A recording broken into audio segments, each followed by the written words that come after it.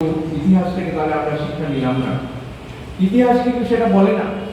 যুগে যুগে আমরা দেখেছি যখন এই সমাজের বুকে যখন দাস প্রথা ছিল, একদল মানুষ খুব সামান্য কয়েকটা দাস প্রভু সমাজের কৃতদাসদের কিভাবে তাদের উপর রাজত্ব করতো, কিভাবে তাদেরকে মানুষের তরল জীবে পরিণত করেছিল, কেউ তাদেরকে হত্যা করার অধিকারও তাদের ছিল।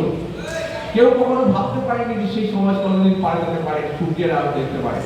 সেই সমাজ কিন্তু পাল্টাতে এগিয়েছে এবং সামন্ততান্ত্রিক রাজতন্ত্র কিন্তু এসছে। আবার সেখানেও রাজাদের যে অত্যাচার, সেখানেও সেদিন মানুষ কিন্তু কোনোদিন ভাবেনি যে গণতান্ত্রিক এই চিন্তা ভাবনাগুলো কোনোদিন আসতে পারে। সেটাও কিন্তু ভেঙেছে এবং সেটা ভেঙে গণতান্ত্রিক এই সাম্যবর্তী স্বাধীনতার এই যে স্লোগানগুলো, এই চিন্তাটা অন্তত এসেছে এবং কিছু ক্ষেত্রে অবশ্যই এসেছিল, অনেকাংশে এসেছিল এবং সেটা আমরা শ্রমিক রাশিতে দেখেছি তার পূর্ণাঙ্গ রূপ কিভাবে আসে। মানুষের সেখানে স্বাধীনতা, মানুষের স্বাস্থ্যের অধিকার কিভাবে সেখানে মানুষ পেতে পারে। অতএব এই জিনিস আমরা তখনই আমাদের মনে আসবে যখন আমরা ইতিহাস থেকে শিক্ষা নেব না, ইতিহাসকে আমরা দেখতে পাবো না। এবং সেই কারণেই আজকে যে সরকারি আসুক না কেন তারা ইতিহাসকে আজকে বিকৃত করতে চায়। বিশেষত বর্তমান যে সরকার এসছে, ইতিহাসকে তারা বিকৃত করতে চায়, নতুনভাবে ইতিহাসকে প্রেজেন্ট করতে চায়। মানুষ যাতে ইতিহাস না জানতে পারে, ঐতিহাসিকের অগ্রগতির যে জায়গা, আজকে কোপারনিকাস থেকে গ্যালিলিও থেকে শুরু করে তারা আজকে যেভাবে একের পর এক বিজ্ঞানের আবিষ্কার করেছে, সেদিন তাদের পাশে কে দাঁড়িয়েছিল? আজকে সেদিন রাজারা তাকে কিভাবে হত্যা করেছে, ভূমিকে কিভাবে গরম জলে ফেলে হত্যা করেছে, তার পাশে কে দাঁড়িয়েছিল? তার পাশে কিন্তু খুব বেশি মানুষ দাঁড়ায়, দু চারজন মানুষ দাঁড়িয়েছিল। অতএব ট্রুথ কিন্তু অলওয়েজ স্টার্ট উইথ মাইনরিটি। খুব সামান্য অংশের মানুষের দ্বারাই কিন্তু ট্রুথটা তৈরি হয়, ট্রুথটা কিন্তু জন্ম নেয়। কিন্তু সেই ট্রুথই কিন্তু শেষ কথা বলে। আজকে যারা অত্যাচারী আছে, যারা আজকে সমাজের এই বিরাট পাষাণ আজকে জাতাকলের মধ্যে মানুষকে ফেলে দিয়েছে বা ফেলার চক্রান্ত করছে, এরা কিন্তু কোনোদিন শেষ কথা বলতে পারে না। ইতিহাস কিন্তু সে কথা বলে না। এবং বর্তমানে যারা এই কাজ করছে, এইভাবে আমাদেরকে মানুষকে বঞ্চিত করে রাখার চেষ্টা করছে, এরাও কিন্তু শেষ কথা কোনোদিন বলবে না। শেষ কথা তারাই বলবে যাদের সেই মেরুদণ্ড আছে, যাদের সেই মনুষ্যত্ব আছে, বিবেক আছে, তারাই কিন্তু শেষ কথা বলবে। এবং এই মনুষ্যত্ব আজকে মেরুদণ্ড এটা কোথা থেকে আসে? এটা আসে কিন্তু এই জ্ঞানের চর্চা থেকে।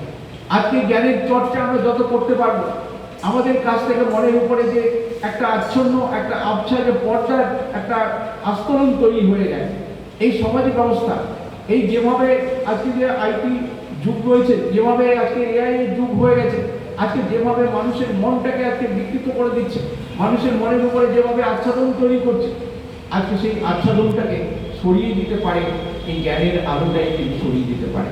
সেটা অতীতের যে ইতিহাস, সংগ্রামের যে ইতিহাস, যেভাবে সভ্যতা একটু একটু করে এগিয়েছে, মানুষের অধিকার একটু একটু করে এগিয়েছে, সেই অধিকারের যে লড়াই, সেই লড়াইয়ের ইতিহাস, সেই বিজ্ঞানের ইতিহাস, বিজ্ঞান মনস্কতা, বিজ্ঞান ভিত্তিক চিন্তা ভাবনা, এটাই কিন্তু মানুষের মনের উপরে এই যে আস্তরণ তৈরি করার চেষ্টা চলছে বা আস্তরণ তৈরি করা দেওয়া হচ্ছে, সেটাকে ভেঙে চুরমার করে দিতে পারে কিন্তু এই জ্ঞানের আলো।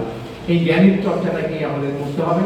এবং যেসব মনীষীরা যুগে যুগে তাদের আত্মোৎসর্গ করেছে, তাদের জীবন বিসর্জন করেছে সত্যের জন্য, সত্য প্রতিষ্ঠার জন্য।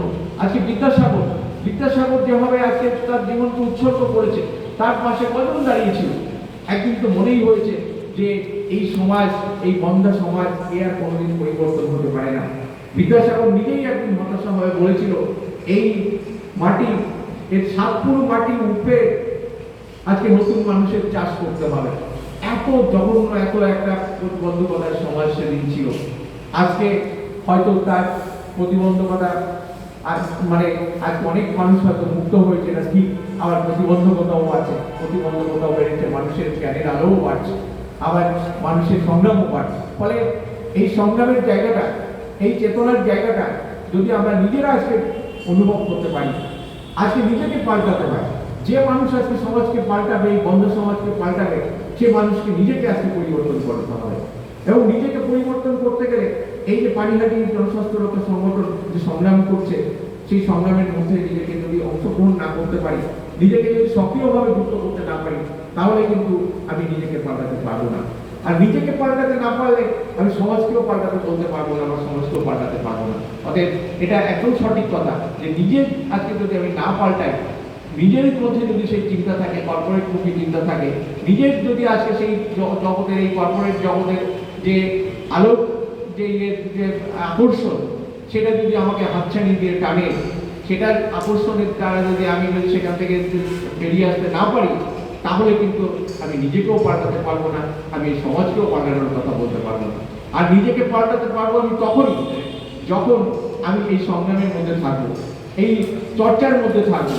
যেসব মনীষীরা আজকে এই মেডিকেল এথিক্স তৈরি করেছে, আমাদের সামাজিক জীবনের নীতি নৈতিকতাগুলো তৈরি করেছে, আজকে তাদের জীবনে যতক্ষণ পর্যন্ত আমি চর্চা করতে না পারবো, ততক্ষণ পর্যন্ত আমি কিন্তু আলটিমেটলি কিন্তু ভেসে যাব। কারণ কোটি কোটি মানুষ ভেসে যাচ্ছে, ভাসিয়ে দেওয়া হচ্ছে এই কর্পোরেট দুনিয়ায়। এই যে যারা মালিক, এই অন্ধকার জগতে বসে থেকে যারা আজকে সমস্ত কিছুকে আগ্রাসন করছে, সমস্ত কিছুকে আজকে ধ্বংসের দিকে নিয়ে যাচ্ছে, পরিবেশকে ধ্বংসের দিকে নিয়ে যাচ্ছে, গোটা বিশ্বকে ধ্বংসের দিকে নিয়ে যাচ্ছে, যে পুঁজিপতি সমাজ ব্যবস্থা, তার মালিক যারা রয়েছে, তারা যে অন্ধকার জগতে বসে এই যে কাজটা চালিয়ে যাচ্ছে, আজকে তাদের এই যে চক্রান্ত, তারা যেভাবে আজকে টেকনোলজির মাধ্যমে গোটা সমাজকে আজকে কলুষিত করে দিচ্ছে, মানুষের মনকে কলুষিত করে দিচ্ছে, একদম ছোট বাচ্চা থেকে তাদের মনটাকে এইভাবে ডাইভার্ট করে দিচ্ছে, কলুষিত করে গড়ে তুলছে, সেই জায়গা থেকে আজকে যদি রক্ষা করতে হয়, আজকে কিন্তু নিজেকে আগে পাল্টাতে হবে এবং নিজের আশেপাশে যারা রয়েছে, এমনকি ছোট ছোট শিশু যারা রয়েছে, তাদেরকে বুকে আগে ধরে আজকে এই যে চোরার স্রোত রয়েছে, এই যে ভয়ঙ্কর নোংরা স্রোত রয়েছে, সেই জায়গা থেকে আজকে টেনে বার করা দরকার রয়েছে, আগলে রাখা দরকার রয়েছে। এবং তাহলেই আমরা পারবো এই সমাজকে পাল্টাতে। এবং আজকে এই যে প্রশ্নগুলো এসছে, এই যে আজকে সর্বগ্রাসী যে আগ্রাসন চলছে স্বাস্থ্যের উপরে, আজকে ওষুধের উপরে, এই আগ্রাসনের হাত থেকেও কিন্তু রুখে দেওয়া সম্ভব, এবং সেটা কিন্তু রুখে দিতে একমাত্র এই সংগ্রামের রাস্তাতেই আমরা কিন্তু করে উঠতে পারবো। ইতিহাস কিন্তু তাই বলে, প্রত্যেকটা যুগেই কিন্তু এই ধরনের আগ্রাসন হয়েছে, সেগুলোকে মানুষই কিন্তু রুখে দিয়েছে, মানুষই কিন্তু তার বিরুদ্ধে প্রতিবাদে সামিল হয়েছে। আজকে আমরা যদি নিজেরা বুঝতে পারি, নিজেরা যদি সেই সংগ্রামের মধ্যে আজকে থাকি, শুধু একটা ওয়ার্কশপ নয়, একটা মিটিং নয়, এটা দৈনন্দিন জীবনের সংগ্রাম। প্রতিদিন আমরা যদি এই সংগ্রামের মধ্যে থাকতে পারি, মাঝে মধ্যে যদি আমাদের কর্মসূচি আমরা নিতে পারি, যখনই আমরা অন্যায় দেখছি, যখনই আমরা এই ধরনের আগ্রাসন দেখছি, আমরা যদি প্রতিবাদে সামিল হতে পারি, তাহলেই কিন্তু একদিন দেখা যাবে যে নিজেরাও পাল্টেছি, এই সমাজকেও পাল্টাতে পারছি, অনেক আরো এরকম অসংখ্য কমিটি আমরা তৈরি করতে পারছি, যেটার মাধ্যমে আমরা একটা মানব প্রাচীর তৈরি করে যত বড় শক্তিশালী হোক না কেন, তাকে কিন্তু প্রতিহত করে মানুষের যে স্বাস্থ্যের অধিকার, আজকে যে সরকারি যে স্বাস্থ্যের দায়িত্ব, সরকার সেটা দায়িত্ব পালন করতে তাকে বাধ্য করতে পারে, যে সরকারি হোক না কেন, এবং আজকে মানুষের স্বাস্থ্যের অধিকারকে রক্ষা করতে পারে। এই কথা বলে, এই আহ্বান আমি রেখে আপনারা এগিয়ে যান, এই আন্দোলনকে আরো ছড়িয়ে দিন, এলাকায় এলাকায় আরো বিভিন্ন মানুষের মধ্যে আরো কমিটি তৈরি করুন, এবং তার মধ্য দিয়ে আরো শক্তিশালী জনস্বাস্থ্যের আন্দোলন গড়ে উঠুন। এই আহ্বান রেখে সকলকে আমি অসংখ্য ধন্যবাদ জানাচ্ছি, কারণ সত্যি সত্যি আজকে উল্লেখযোগ্য ভূমিকা আজকে এখানে আপনারা পালন করেছেন। প্রত্যেকেই কিন্তু আজকে যেভাবে সক্রিয় ভূমিকা এই ওয়ার্কশপে নিয়েছে, যে প্রাণবন্ত ওয়ার্কশপ হয়েছে, এটা আপনাদের ইনভলভমেন্ট, আপনাদের সক্রিয় অংশগ্রহণ না থাকলে এটা কিন্তু কোনোভাবেই সম্ভব হতো না। সকলকে আমি সংগ্রামে অভিনন্দন জানিয়ে আমার বক্তব্য শেষ করছি। ধন্যবাদ।